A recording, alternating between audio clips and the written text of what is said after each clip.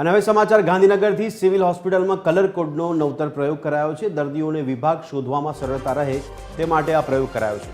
OPD વિભાગમાં અલગ અલગ વિભાગોને કલર કોડ અપાયો છે। કલરના આધારે દર્દી જે તે વિભાગમાં જઈ શકે તે માટે બોર્ડ મુકાયા છે। ત્યારે અશિક્ષિત દર્દીઓ માટે આ કલર કોડની સુવિધા ઊભી કરવામાં આવી છે, જેને કારણે દર્દીઓને હવે વિભાગ શોધવામાં સરળતા રહેશે।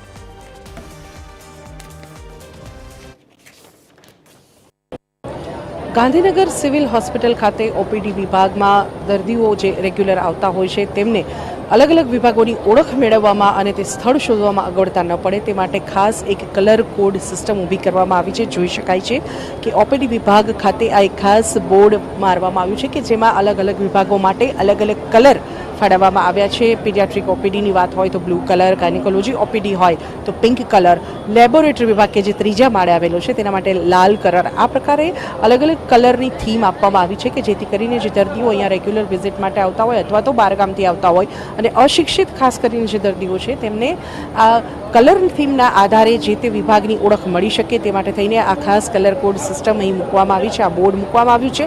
અને સૌથી મહત્ત્વની વાત એ પણ છે કે દર્દીઓને જે તે કલર કોડના આધારે જે તે વિભાગનું સ્થળ શોધવામાં પણ તકલીફ ના પડે તે માટે સિવિલ હોસ્પિટલના કેમ્પસ તેમજ અલગ અલગ જગ્યાઓ પર આ પ્રકારના બોર્ડ મૂકવામાં આવ્યા છે કે જેથી કરીને દર્દીઓ જે તે વિભાગ સુધી કલર કોડના આધારે સરળતાથી પહોંચી શકે। એક અનુમાન પ્રમાણે ગાંધીનગર સિવિલ હોસ્પિટલની જે ઓપીડી વિભાગ છે તેમાં દરરોજ 3000થી વધુ દર્દીઓ મુલાકાત લેતા હોય છે। તેમાંથી જે અશિક્ષિત દર્દીઓ છે તેમને જે તે કલર કોડના આધારે સરળતાથી વિભાગો મળી જાય તે માટે થઈને ખાસ આ સુવિધા ઊભી કરવામાં આવી છે।